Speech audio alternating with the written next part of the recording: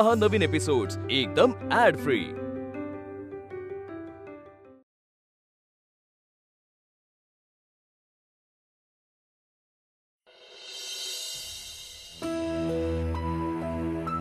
आई जेवायला दे ना, लय भूक लागली।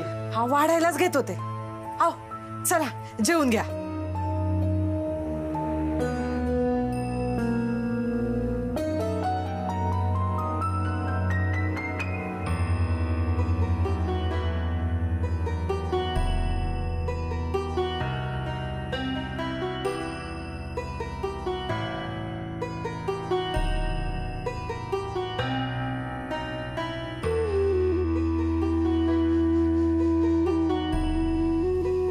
हाओ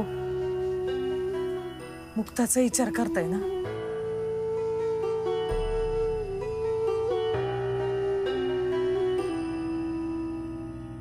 तिकडे काय झालं असं काय माहित। ते दोघांना घरात घेतलं असं का? मुक्त सोबत त्यांनी काही नाही नाही, हा काही नाही होणार। त्यांना त्या टीव्ही वाल्यांची भीती असेल ना, आणि मोठ्या मालकीनबाई आहेत की तिथं, ते बरोबर सांभाळून घेतील। अहो त्यांनीच तर छोट्या मालकांना फोन करून सांगितलं होतं ना मुक्ताला सोबत घेऊन या म्हणून। आणि छोटे मालक काय नुसते बघत बसणार आहेत का? ते मुक्ताला काही होऊ देणार नाही। समजा खरंय, पण रावसाहेब अण्णा तुम्ही त्यांना फोन करून विचारा ना। कोणाला फोन करू? छोट्या मालकांचा नंबर पण मी नाही घेतला। कोणाला करायचा फोन? हो मोठ्या मालकीनबाईंनी फोन केला होता ना तुम्हाला? हा त्यांचा नंबर असेल की?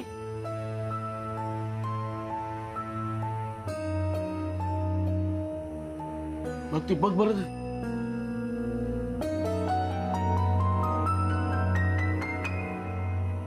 सापडला।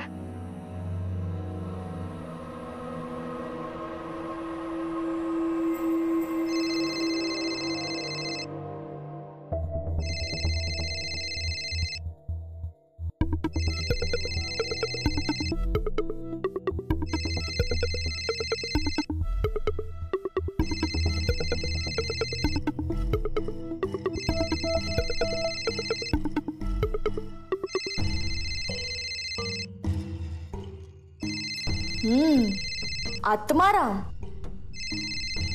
अरे वा, तुला तर एका मागून एका VIP लोकांचे फोन येत आहेत। फक्त 1 तास झाला आणि त्यात तुझे सगळे डावपेच बाहेर यायला लागले। मुक्ताची काळजी वाटत असेल त्याला। बाप आहे तू तिचा, ते मला बोलू दे।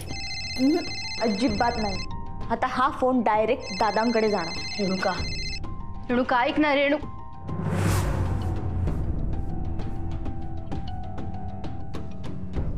मोठ्या मालकीनबाई फोन नाही उचलू राहिल्या।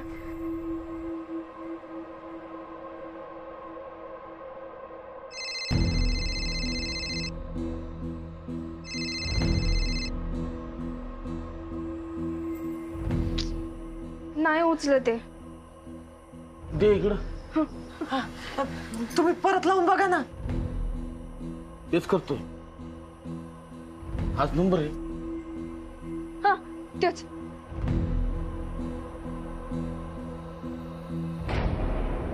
वाचतोय। आला।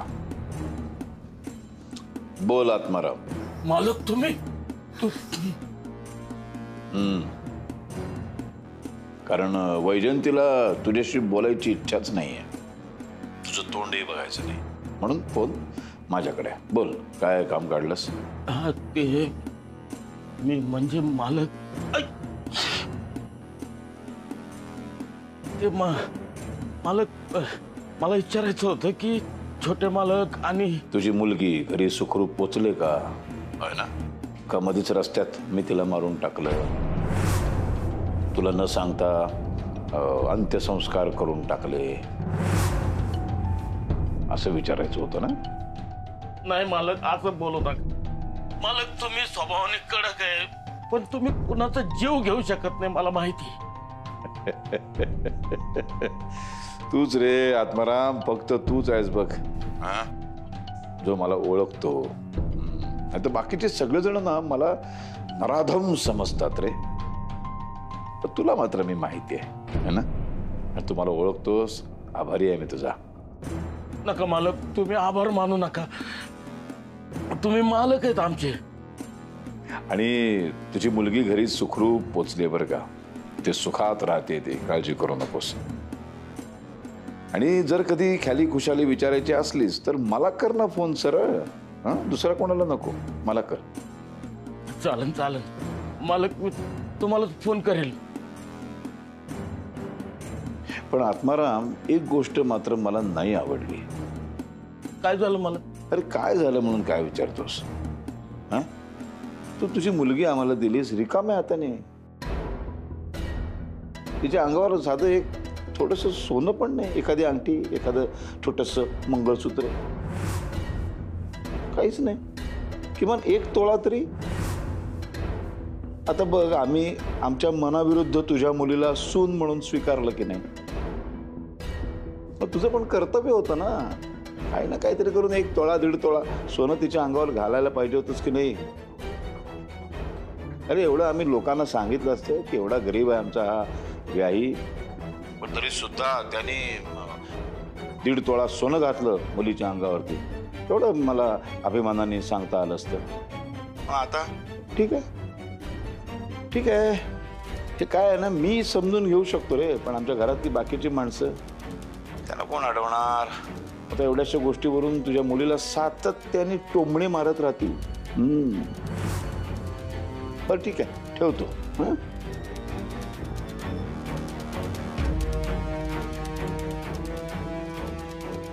काय हो, काय झालं?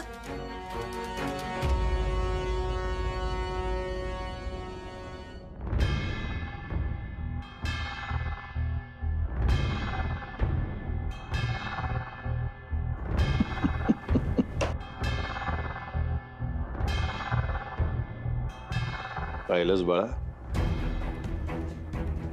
मी आत्मारामच्या स्वाभिमानाला हात घातलाय.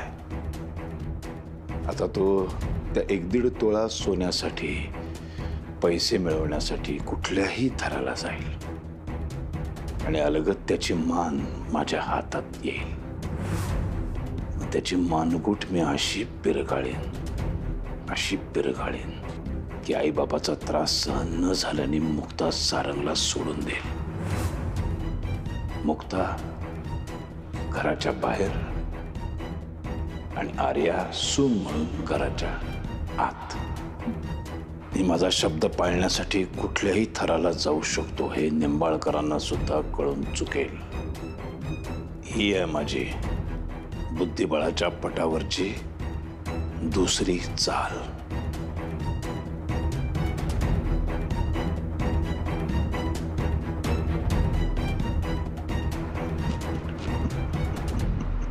आता कसं करायचं? 1 तोळा करायचा म्हणलं तरी 50,000 लागणार. एवढे पैसे आणायचे कुठून? मला पण काही समजना. मोठ्या मालकांचं पण बरोबर आहे. अगं एवढ्या मोठ्या घरात आपण तिला काही न देता खुशाल मोकळ्या हातानं पाठवली. मंगळसूत्रातला 1 फुटका मणी पण पोरीला दिला नाही आपण. आता ह्याच कारणावरून त्या घरात तिला सारखं ऐकून घ्यावं लागणार. अरे 1 तोळा तरी करायला पाहिजे होता ना. हो, पण कोण पैसे देणार आपल्याला? अण्णा, कांता शेठची काय येडी झाली का? हो, त्या कांता शेठकडनं पैसे घेण्याआधी तुला त्याच्या हवाली करायला लागल. हे बघ, परत त्या कांता शेठचं या घरात नाव नाही काढायचं. अहो मी काय म्हणते, ते मनीराम सोनार तुमच्या ओळखीचा आहे ना? त्याच्याकडे महिन्याला पैसे भरून दागिना घेऊ शकतो ना. म्हणजे एकदा त्याला भेटून बघायचं का?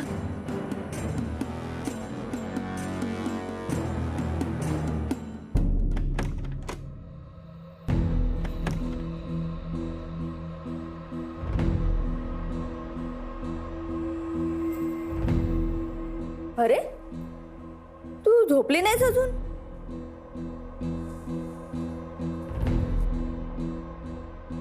का करतेस तू हे सगळं? काय गरज होती माझा फोन त्यांच्यापर्यंत घेऊन जायची? की घरामध्ये शांती ठेवायचीच नाही असं ठरलंय तुझं? या छोट्या छोट्या गोष्टींचा घरातल्या सगळ्यांना त्रास होतोय हे कळत नाहीये का तुला? अगं किती विचार करतेयस? एवढा विचार नको करत जाऊस.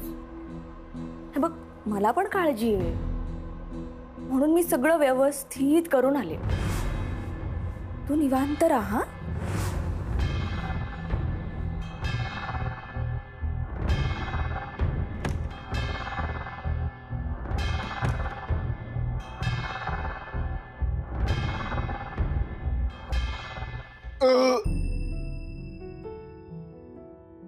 यार भूक पण जोराची लागली.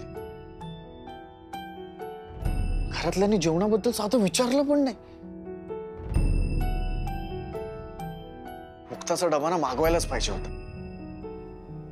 त्यापेक्षा तिलाच इथे बोलवलं तर.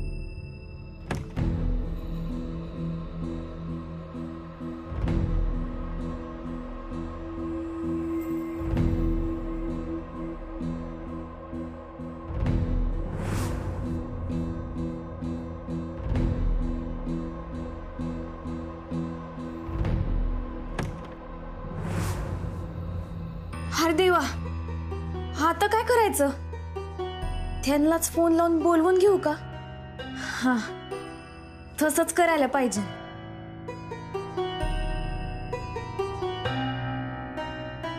पण त्यांना इथपर्यंत येऊन देतील का? नाही ना, आपल्यालाच जावं लागेल. पण कसं? मागचा दरवाजा आहे की तो उघडा असेल का? मलाच जाऊन बघितलं पाहिजे.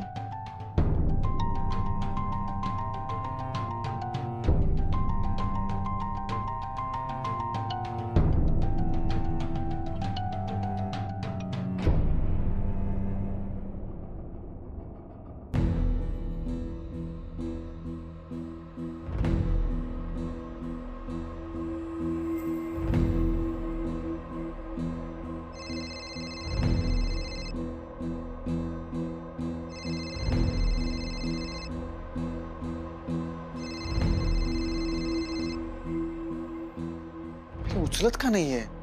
दमून झोपली असेल. नाही, तिला त्रास द्यायला नको. आणि तसंही एक रात्र पण जर मी भुकेशिवाय काढू शकत नसेल तर काय फायदा? देव माझी परीक्षा बघतो आणि मला त्यात खरं उतरायलाच हवं. तिला मेसेज करून ठेवतो.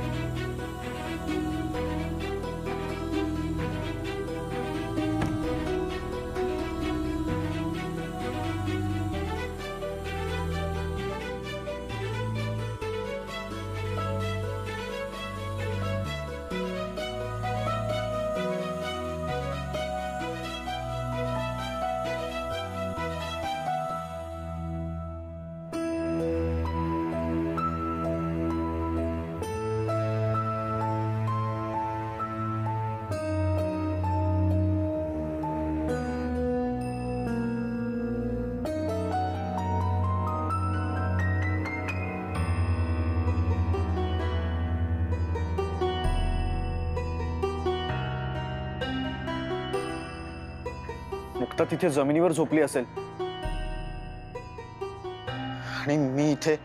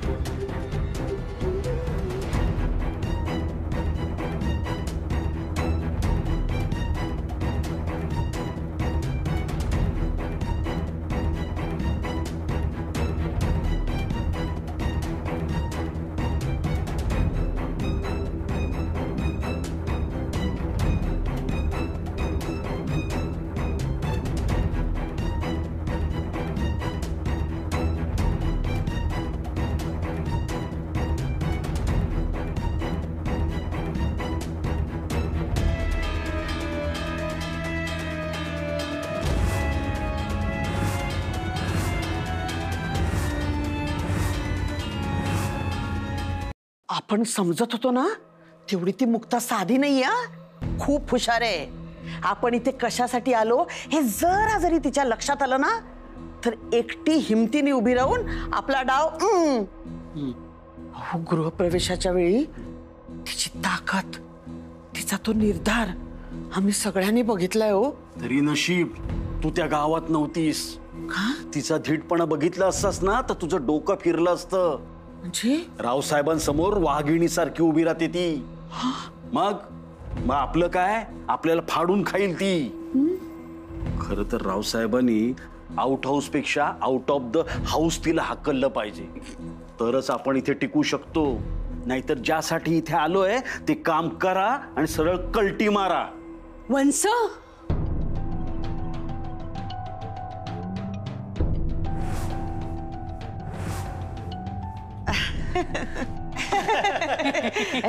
काय ग माधवी, तुमच्यासाठी माझ्याकडे एक खास बातमी आहे. काय? अहो रावदादांनी त्या मुक्ताच्या बापाला मुलीसाठी सोनं करायला भाग पाडले. हो अहो त्याचा असा काही पाण उतारा केला ना की काही करून कुठूनही पैसे आणून तो मुक्तासाठी सोनं करणारच. वा वा वा, काय छान बातमी दिलीस ग. दादा खेळी खूप छान खेळलाय. पण मला एक सांग, ही बातमी तुला कोणी सांगितली? युवराजनी. हो रावदादा त्याला सगळं सांगतात. त्यांचा लाडका आहे तो, अगदी खास. हो का? रावदादा जर का बुद्धिबळाच्या पटावरचे राजा असतील ना तर माझा युवराज वजीर आहे, वजीर. हो का? रावदादांनी या दागिन्यांच्या घेऱ्यात त्या आत्मारामला असा अडकवलाय की आता मुक्ताची हकालपट्टी या घरातून करतात की नाही ते बघाच.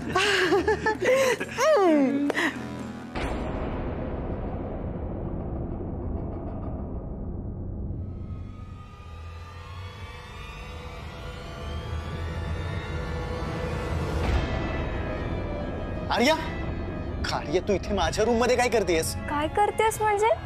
मी माझ्या सारंगकडे आले. कम ऑन यार आर्या, प्लीज आता ह्या सगळ्यातून तू बाहेर ये. हे बघ, पण आता लहान नाही राहिलो. तू का वागतोस असं माझ्याशी? सांग ना, का आवडत नाहीये मी तुला सारंग? तू खुशाल मला सोडून त्या मुक्ताची निवड केलीस. असं काय रे तिच्यात? सांग ना, असं काय तिच्यात जे माझ्यात नाहीये?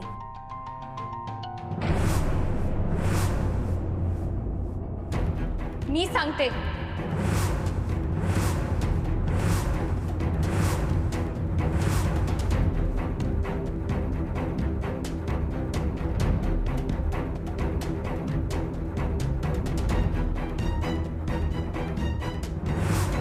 मुक्ता हे बघ, हे बघ, तुला जे वाट.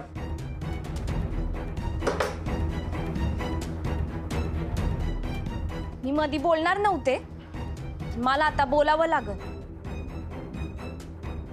तुम्हाला कळायला पाहिजे मी त्यांची बायको आहे.